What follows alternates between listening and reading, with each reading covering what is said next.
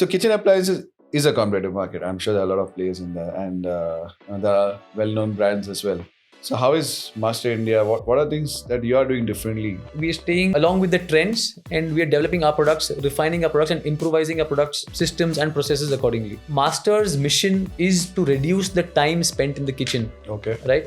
So we are looking at how do we make our products more time saving for the consumers, Efficient. so that they can use that time doing something more productive or more meaningful which they wanted to, without compromising on the health aspect. So while taking a product, how do we help them take the right decision, that you need to take a 3-liter pressure cooker or 5-liter pressure cooker or 2-burner gas stove or a 3-burner gas stove, which materials ideal for them.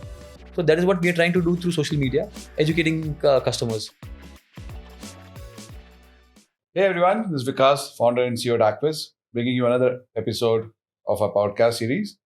We've been talking about food lately and we're going to continue with that tradition. Today we have somebody who's into kitchen appliances. So we have with us Harsh Bhansali, who's a director at Master India, and going to help us understand how the industry is shaping up and what are the various things happening in the food preparation industry or the kitchen appliances industry. Welcome, Harsh. Thank you, Vikas. So for our audience, it will be good to know if you can, good to know a little bit about yourself. You can help us introduce yourself to the audience. My name is Harsh Bhansali. I'm a director at Master.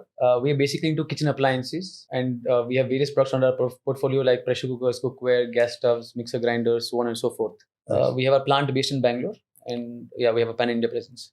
Great. And so tell us, when did you start the business? And I see you joined the business, which is a family business. After your dad started it. So tell us a little bit about when the company started and when did you join and what are the changes that have happened since you joined? All right. So the company started in 1985. It was started by my father, Prakash Bhansali, who's the managing director of the company. Initially, the objective was to become an OEM supplier to major brands. But then gradually we decided, once we got the product acceptability in the market, we decided to launch our own brand, Master.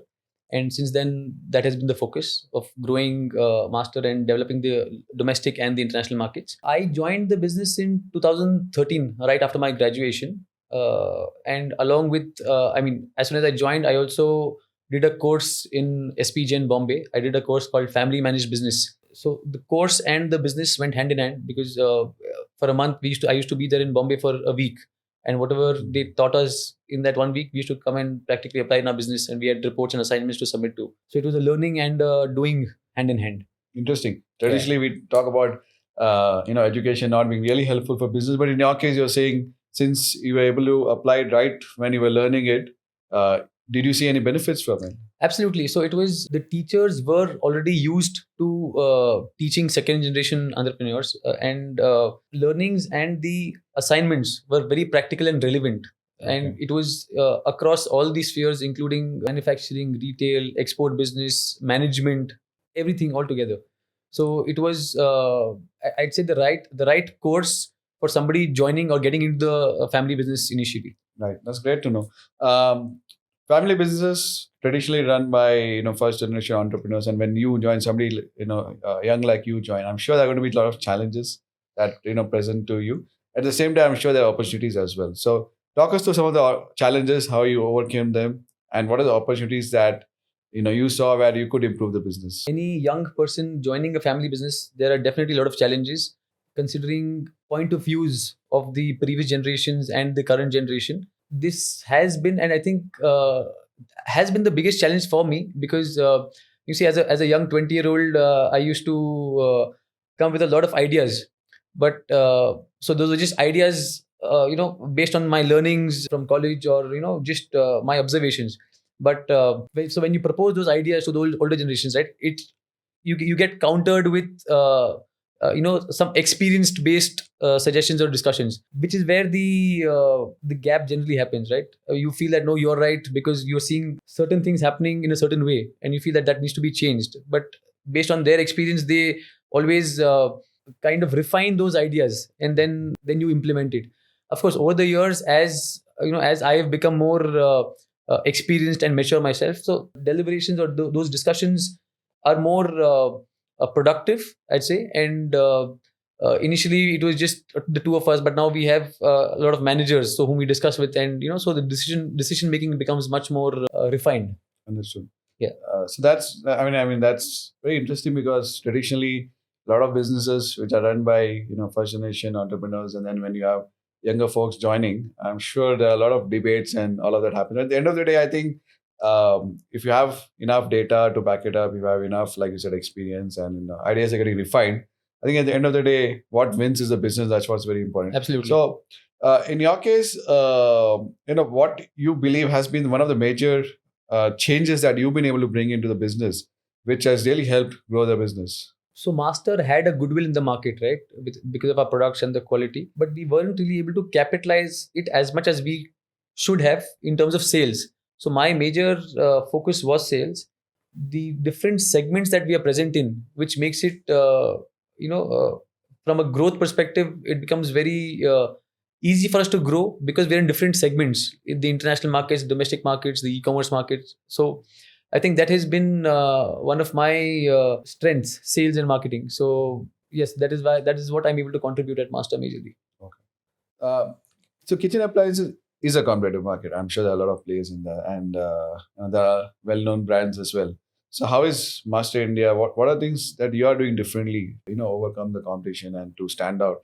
Of course, kitchen appliances, because India is such a large country, and you have 1.3 billion people, and the number of households are only increasing. The middle income categories are increasing. So overall, it's a huge opportunity for us and anybody in the kitchen appliances space in India, because of which there are a lot of new players also coming into the market.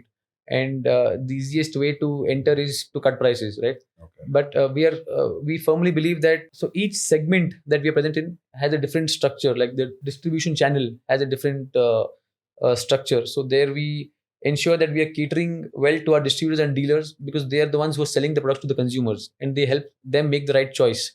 So we are ensuring that we take care of the channel in the right way. Apart from, of course, having a super service backup that we have, because service home appliances come with a lot of service requirements. We are ensuring that we are maintaining top-notch service. We have the regular toll-free numbers. We've done a small thing like a warranty registration, so it becomes easier for the customer while claiming warranty, right? Okay. That because generally we don't tend to save the invoice copy or the warranty card after 2 years or 3 years of using the product. Right.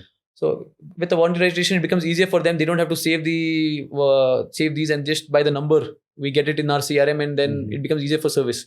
So we're trying to make that as hassle-free as possible. Apart from that, of course, in today's market, trends change every year. There are newer raw materials coming in, newer customer preferences coming in. So we are ensuring that we are staying along with the trends, and we are developing our products, refining our products, and improvising our products, systems and processes accordingly. Okay. I'll come to channels and how you're selling your products in a bit. Before that, I just want to understand how many products do you have as of today, and what are the various categories you are doing business in?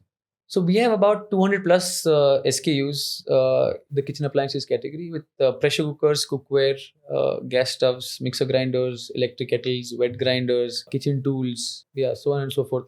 And which is your star product in this? Like, which is your category? So in the market, of course, the first product that we launched was the pressure cooker, which is what we are known for as well in the market. Which is, of course, now we are focusing on other products, and that is contributing even more. But yes, pressure cooker is something which we are known for. Okay. So you said you are exporting the products as well. And is it across all your categories, or you're just mainly exporting the pressure cookers? No, which all regions do you export to? So we are currently exporting mainly to the Middle East, to some European countries like Netherlands, and a little bit in Africa.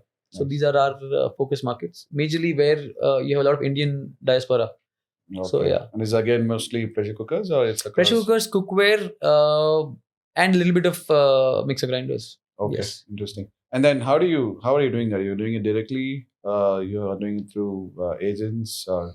No, so we have tied up with hypermarkets and chain stores in these countries whom we supply to, and in a couple of places we also have distributors and importers whom we work with closely. So in terms of channels, what are your main channels? So you mentioned, of course, in terms of regions, there is domestic and international, and you also brought in a little bit of e-commerce. So are you also doing D2C, or are you selling mostly through marketplaces, or do you have your own website where you make a sale?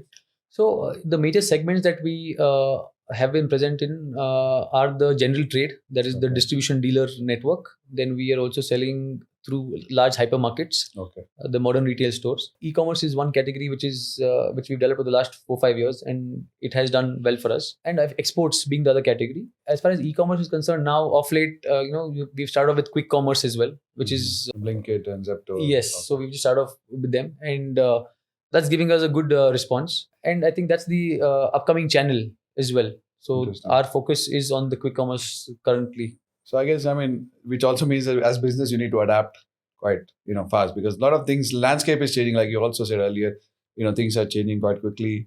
I'm sure the customers are also changing. And also talk us through how some of these changes have happened and how you adapted to them. Also talk us through how the consumers have evolved. What changes you brought into the product to be able to cater to this new age customers. Absolutely. So maybe earlier, trends or changes used to happen maybe once in a decade, but now it's happening every year. You have a different raw material coming in every time, and you have some different consumer preferences. Like I said, the transition from I wouldn't say a transition exactly, but the slight customer shift from traditional trade to buying from e-commerce, Flipkart and Amazon and so forth. And now the shift again to quick commerce. Right. From a trend perspective, yes, ultimately you need to be where the customers are, right? So we need to cater to each of these segments. Wherever our customers are, we have to be present there. We have also launched our own D2C website where we are focusing, selling directly to consumers with the only objective, understanding the consumer even better, right? So the moment we get in touch with consumers directly, we're interacting with them, we're getting their feedback on products, getting their feedback on our entire service and that system, and their requirements. We understand even better. To understand the customer trends, we also, lend a very careful ear to our dealers, because they're the ones interacting with our consumers. Okay. So we have our feet on street, the sales team. They give us with a lot of inputs, and we have developed a DRE team, the dealer relationship executive team, where we are calling dealers. We're trying to understand what issues they're facing, what products they want, how do we improvise our product, service, and everything. So that's helping us, keep up to the current market trends. Okay. Like you rightly said, I mean, data, knowing your customer is so important. And not just customer now. I think your dealers, distributors are also your customer. The person who's making a sale at the counter, the dealer executive, is also kind of a customer for you, because he doesn't influence the product, you're likely to lose a sale. So how are you, influencing them? Or how are you, basically ensuring that you're able to keep them happy so that they're able to make a sale on behalf of you? At the same time, what is the data that you use to make all the decisions? The distribution channel helps us reach even the nooks and corners of India, right? Because you have dealers present in every small town and village. So to reach India, because of its geographical limitations, the distribution channel is very, very important for us. We supply to distributors or super distributors or C&F agents, then they give it to dealers and retailers, and where the consumers buy it from. There are a lot of influencers in between, right? So you have your we have our sales team, we have the distributor sales team, we have the dealer sales team. We need to ensure that we are equipping each of these influencers with the right knowledge, with the right support system with respect to products, the services that we offer, so that they can educate the end consumers well. The channel works on margins and incentives and loyalty programs. So we are looking at we're implementing a dealer loyalty program where we're also giving the dealer sales executives some kind of incentives for helping the customer make the right choice, right? So we are using we're going to start using something called a QR code system through which we are going to reward them, right? And so this helps us in understanding the sales trends as well, so that we are ensuring that we have the right inventory at the right place to capitalize on the consumer, the business. We're not losing out on business just because of our inventory management. Yeah, so the QR code also helps us. I think that's very important, because I think a lot of customers that we work with at Acviss, especially, a lot of the focus has been ensuring they have the right inventory at the right place. Because if imagine a customer is coming to buy a cooker and you don't have that, then it's a lost sale. Absolutely. And instead they'll probably buy some other brand, which also means that now, and people in India are very emotional as well. So once they get tied, attached to a brand, very likely they'll continue with that going further, right? So it's very important. So now let's talk a little bit more about your sales. So how has the consumers evolved? First, let's understand that. So what are the changes that you've seen in customers' mind? You've seen a lot of people now, shying away from coatings, etc., because there's a lot of discussion on online about these Teflon coated products not being healthy. So, what are the changes that you've seen in the market, right? Secondly, let's discuss about what are the new channels that you opened up. Like, for example, you said international, right? You focused on Sri Lanka, Netherlands, Middle East, right? So, what are the challenges you saw when expanding to these regions, and what's your what are you expecting to do? Beyond these regions, are you expected to go to US, Europe as well? I mean, of course, you covered Netherlands, but other regions as well. So when we talk about consumer trends, from a very, if I have to put it very simply, we are going back to the old age way of Right. cooking, right? You see a lot of these cast iron products Right. now coming in trend. You see mitti ke bartan, Understood. which is coming back in trend, right? Because these are the traditional old methodologies Right. which have been, I mean, they help you retain taste and plus hazards, right? Yeah. So, and there are a lot of other materials as well, which are, I mean, harmless. Like you have the tri-ply which is coming in, or the Mhm. stainless steel. So these are materials which are hazardless. Customers these days are choosing health or anything. That is one trend we see. Then second is the premiumization.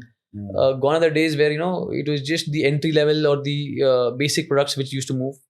Price is not the only deterrent anymore. Okay. People are looking at upgrading. Somebody used to buy aluminium pressure cooker is looking at stainless steel, looking at Understood. tri-ply. So there is an upgrade in the market, which is also what we are focusing on. We are Yes. focusing on premiumization, on improvising the value add that we give with every Mhm. product, Mhm. right? Master's mission is to reduce the time spent in the kitchen, Okay. right? So we are looking at how do we make our products more time saving for the consumers, Efficient. so that they can use that time doing something more productive or more Right. meaningful which they wanted to, without compromising on the health aspect. That is something which we are looking Okay. at, and all our product innovations or whatever we are doing in terms of product is focused on this. Yes. So as far as the markets are concerned, in the international market, we are currently present in the Middle East, majorly, a little bit in Africa. The objective is to increase our presence further in the Middle East, and Africa is an upcoming market. So that is a great potential for us. We have also started exporting to the US, where Okay. we're selling on Amazon in the US. Okay. So yes, so we are going steady with our international business, and I think since India is becoming the manufacturing hub, a lot of we've seen a fantastic response for our products and interest from customers to buy from India. Right. So that is something which we are looking at capitalizing on, and I think this holds a huge potential for us as a company Okay. for catering to the international markets. Interesting. I think there are two trends which are shaping up all industries. I'm sure your industry as well. One is the number of people who are moving into middle class from poorer families, and that brings people get more aspirational. They want better products, right? Which you also touched upon. Secondly, is of course, which have always been the case, the number of people outside India, and of course there are more people now, which means that your people who are looking for pressure cookers, etc.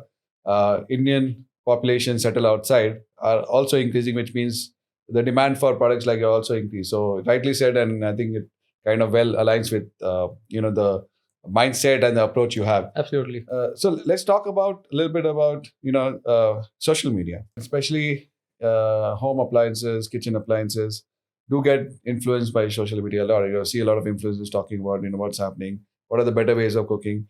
You touched upon mitti ke bartan, right? That's basically now people are more aware because of social media as well. So how has social media shaped up your business, and how important it is for a company like yours to follow the social media trends?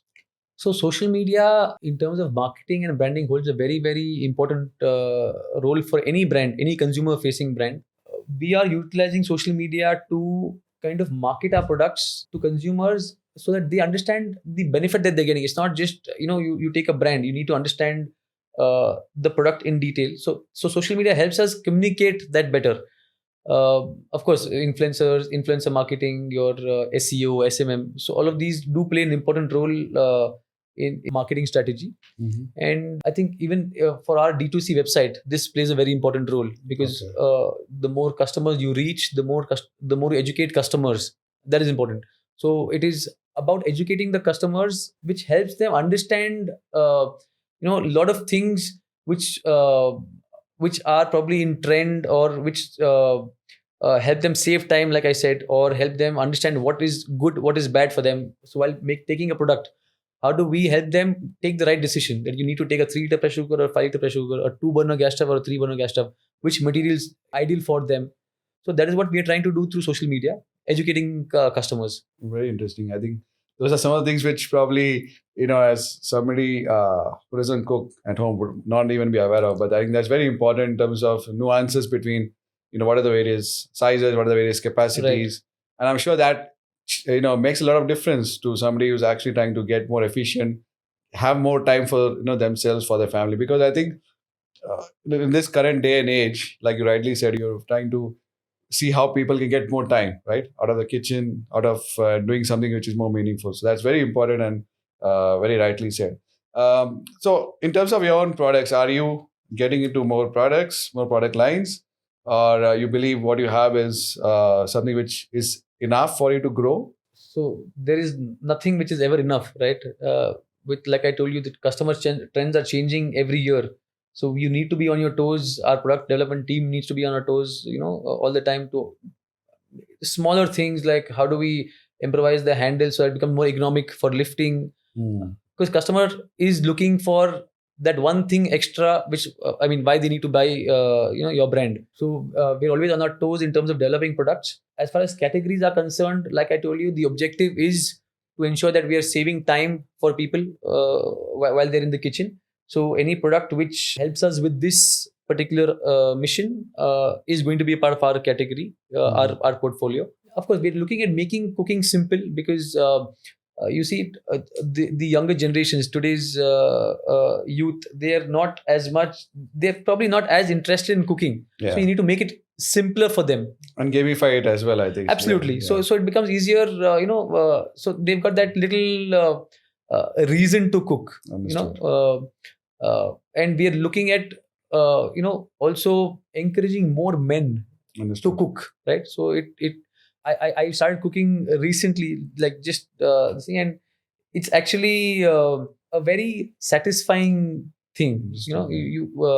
The output that you see, it also helps me understand the products better, right? Understood, I'm yes. using a pressure cooker, I'm using a gas stove. What changes do I make while using the product? So Right. yes. I think you rightly said. I mean, there are a lot of men who are now, getting into kitchen or cooking for multiple reasons, of course. And I think one of them is also it's therapeutic, right? I mean, helps you understand yourself better. And a lot of people find it a way to overcome stress, etc. It's like a stress buster for them. So very rightly said. So are you making any specific product lines for men? Or you think, or So our product lines are for cooking. Of course, we're making it easier so that somebody who's just starting as well can use easily. We are giving instruction manuals. We're coming up with videos, and so that's what. So they're well educated. They're well equipped to start cooking. So new products which have come into the market which talk about using AI and you basically it gives you the recipe. You just need to cut in all the material and put it into the utensil. It kind of cooks it for you. So are you also getting into that industry? And how do you think that particular product line will evolve? Definitely, that is a work in progress, but at least it'll take 2 to 3 years, because we want technology to be useful and easily implementable, right? Mhm. So from that perspective, this is maybe a 2-3 year down the line project for us, where Okay. we'll be developing a product with AI, with smart technology to help ease the process of cooking. Okay, interesting. So when we're talking about food, you cannot separate food from health, right?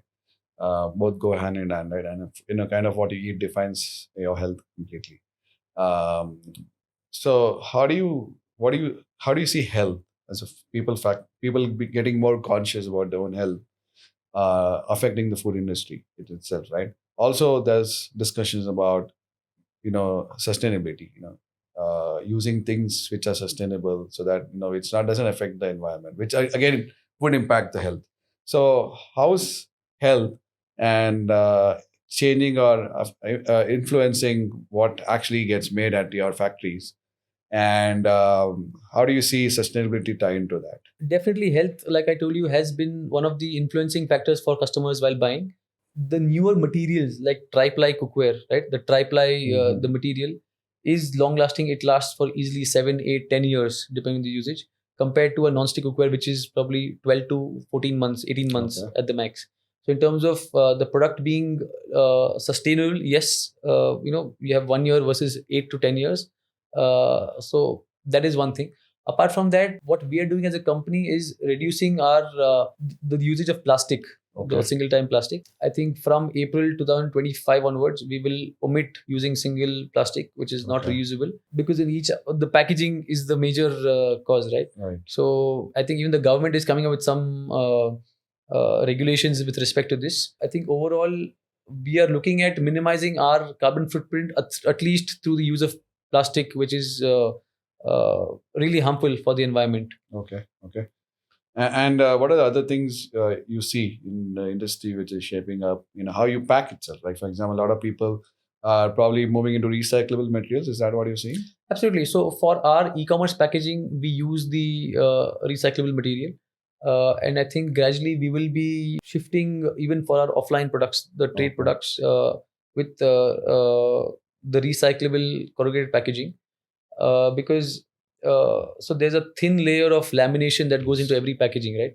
Which is again, like I told you, it's a one-time plastic which is Yes. waste. Yes. So we have shifted to using some different coating on the product, which is harmless for the environment. It's aqua dissolvable. Okay. Yeah, so we are trying to minimize the use of plastic in our products and the packaging, and we are trying to move into more sustainable products like the filled paper. Okay. We're using cloth bags now as well for a few of our products. Nice.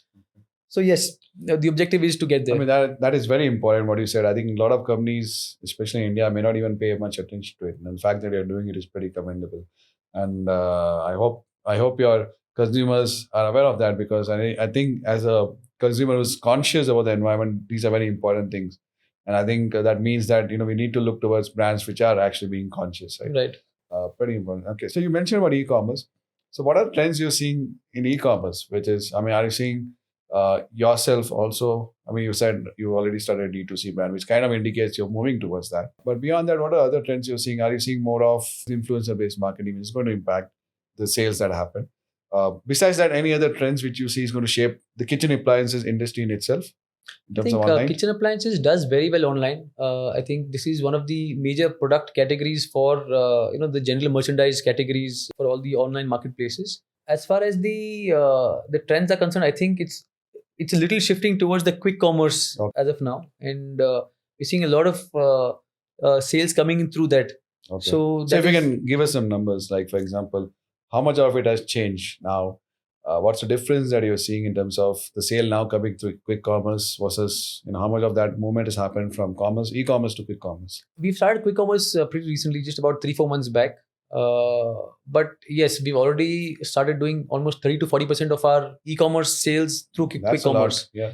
And we only see the trend increasing because we're also tying up with a lot of these, the quick commerce companies. And if I may cut you off here and ask you, which is a product which gets sold most through quick commerce? Again, is pressure cooker? Or? It's pressure cookers, cookware, and Okay. now we're also seeing a trend in the higher ticket products like your mixer grinders and gas stoves as well. So people who used to think that these are not impulsive purchases, etc., that's not the case now. I mean, people are buying, may not be on an impulse, but they are buying, wanting the product as soon as possible. So that's the change in the overall consumer trend, right? Like now people just want to swipe off, Yes. on Instagram or YouTube. So it's it's speed that counts now. So speed in terms of deliveries. You see, even what used to take 7 to 8 days earlier, even through e-commerce, now is people prefer buying through the Amazon Prime deliveries, where it is Yes. 1 day delivery. Okay. Now with quick commerce, it is 10-minute delivery. Okay. So it is definitely getting into the impulsive buying So which behavior. brings me to a very important question now. Earlier, some of the kitchen appliances are expensive, right? I mean, especially let's say buying a mixer grinder, you're putting good amount of money. And earlier, people will do enough research to decide which brand to buy, which product to buy. Also, I'm sure within the brand itself, there are a lot of options available. So when they're buying through quick commerce, how are they doing that now? So it's the same thing, right? People do definitely research your listing, the cataloging, all that is Are important. you People again look at happening ratings, offline? reviews. I mean, outside the quick commerce site, so it's happening on the quick commerce site itself, the research as well. No, I think it is happening both because nowadays people are searching on YouTube as well, for Okay. certain mixer grinder reviews, for certain product reviews. That is one thing. Second, they also look at the ratings and reviews of customers who've already purchased, and that is a big influencer for making the buying decision on these. Okay. And I think earlier research a lot before buying, but Correct. now because of the return policy, where it becomes Okay. convenient for them that if you don't like it, change it. Okay. So they use that also as a as a way to make faster decisions. Okay. That in case I don't like it, I return it. Okay. Okay. So people are not afraid of buying, whereas earlier they would be afraid of buying and worrying that they would get the wrong product. Right. Now they are not that worried, and hence it means that they are now able to make a decision quicker, right? Absolutely, and I think the trust factor for the e-commerce companies has also increased. Okay. Right, and like earlier, return milega nahi milega, paisa Yes, milega nahi milega, yes. but all that is now not there. Now they know that they're. I think that's only probably one of the good things that has come out of COVID. I think post-COVID, people have now moved more towards yes, online. I think absolutely. There was a probably big change. There was a point where there's a huge sudden influx into e-commerce. Okay. So when you are now competing for space online, whereas offline, you probably could have some executives in the store influence that. So when it comes to, let's say, selling on Blinkit, Zepto, etc., probably you're competing for space on these platforms. How are you doing that? How are you standing out against this competition? I think it's with the like I told you, educating the customers is the most important thing. So you'll have to figure out a way to do it outside these platforms as well, right? No, it is both. So portraying the brand overall, that happens outside, and I mean through any branding activity. But even on these platforms, you need to educate the customer as much as possible. Okay. So that is when that helps in making that buying decision. So we are ensuring that we are giving the customer as much information as possible. We are showing them the product as it is and not making up stuff. Okay.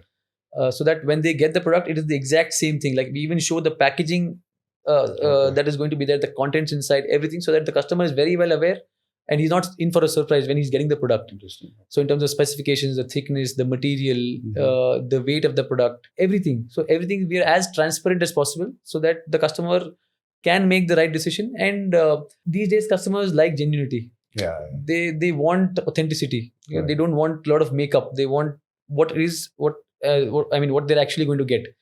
So we're trying to make the videos as easily understandable as possible. We're trying to make the listings, the content as easy for the consumer to understand. Yeah. No, you rightly said. I think you used two very important words: transparency and authenticity. I think very important because these days customers want honesty. I mean, I think gone are those days when you could tell anything about the brand and try and make a sale. I mean, in fact, the more honest you are, the better customer will trust you as well. I think, and those are two things which we work on at Acviss as well, which will help brands ensure that they're able to tell the customer that's an authentic product, plus make it, ensure that they're able to see all the transparency behind the product as well.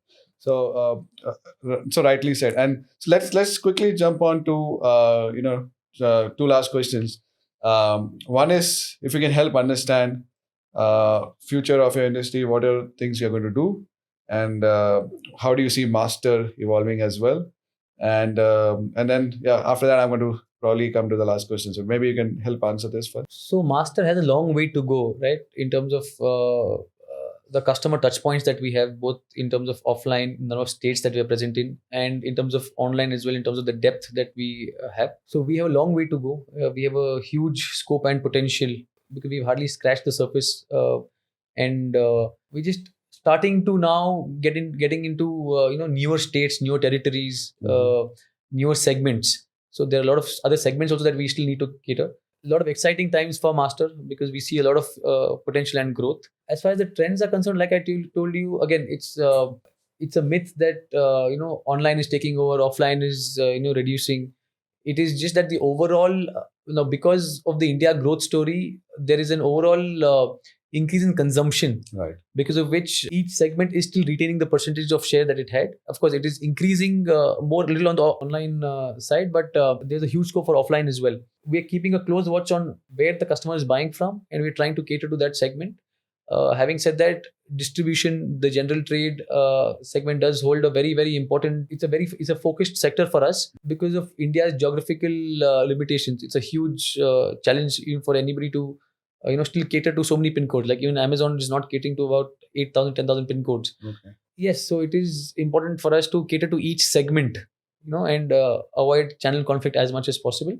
So, I mean, again, you touched on a very important point. Online is not just the only channel. Right? We're seeing a lot of customers or a lot of brands who are only online, purely online, and also now moving into offline. So, I think brands have to adopt the omni-channel strategy, right? Be able to be present where your customer is, and your customer is present both offline and online. So, I think that's something a very important mindset to have, and which you rightly have. So, talk us through in terms of your own experience, and maybe if there are some insights which you can share to somebody who's young, probably getting into family business now. What have been your key learnings, and any advice or any insights you can share for somebody who's getting into your shoes now? I think thing about family businesses are each family dynamics are different, right? In a corporate, it is the structure is fixed, the hierarchy is fixed. There's a CEO, there are managers, and then there's the bottom line people.